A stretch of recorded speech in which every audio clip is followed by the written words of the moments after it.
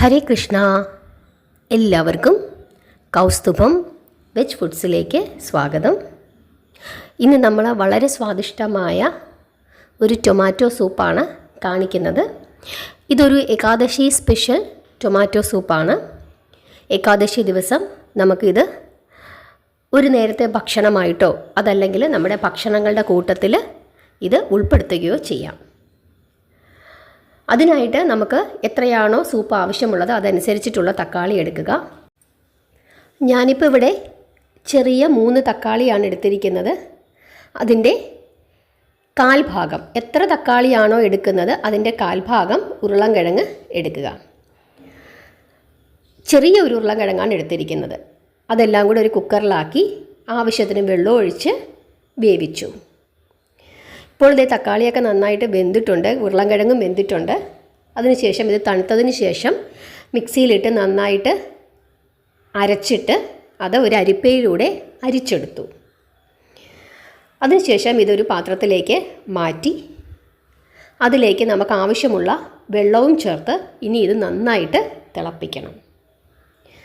ഇതൊന്ന് തിളച്ച് വരുമ്പോഴേക്കും അതിലേക്ക് നമുക്ക് ആവശ്യത്തിനുള്ള ഉപ്പ് ചേർക്കണം. പിന്നെ ഒരു നുള്ള് പഞ്ചസാര ചേർക്കണം. അത് ഒന്ന് തിളച്ച് വരുമ്പോഴേക്കും നമ്മൾ ചെറിയ ജീരകം, വറുത്ത് വച്ചിരിക്കുന്ന ചെറിയ ജീരകത്തിൻ്റെ പൊടി അത് ചേർക്കണം.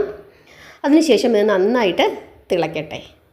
ഒന്ന് നന്നായിട്ട് തിളച്ച് വരുമ്പോഴേക്കും അതിലേക്ക് നമുക്ക് ആവശ്യത്തിനുള്ള കുരുമുളകിൻ്റെ പൊടി ചേർക്കണം.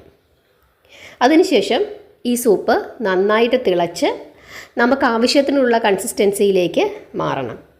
ഉരുളൻകിഴങ്ങ് ചേർത്തിരിക്കുന്നത് കൊണ്ട് നല്ല കൊഴുത്ത ഒരു തക്കാളി സൂപ്പാണ് നമുക്ക് കിട്ടുന്നത്.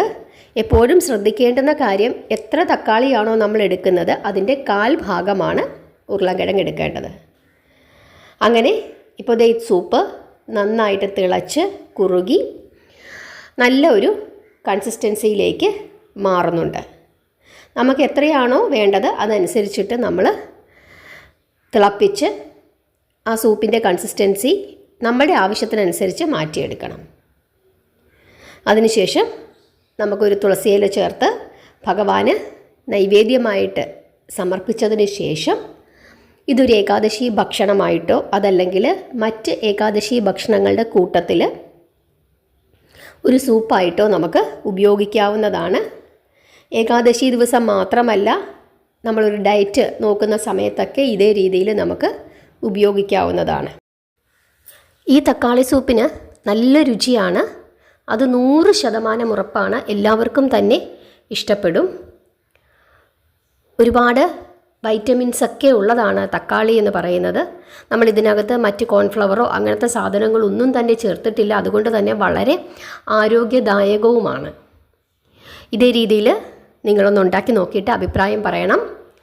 സബ്സ്ക്രൈബ് ചെയ്യാതെ കാണുന്നവരൊക്കെ സബ്സ്ക്രൈബ് ചെയ്യണം. നിങ്ങൾക്ക് ഇഷ്ടപ്പെട്ടെങ്കിൽ നിങ്ങളുടെ പ്രിയപ്പെട്ടവർക്കായി ഷെയർ ചെയ്ത് കൊടുക്കുകയും ലൈക്ക് ചെയ്യുകയും ഒക്കെ ചെയ്യണം. ഹരേ കൃഷ്ണ.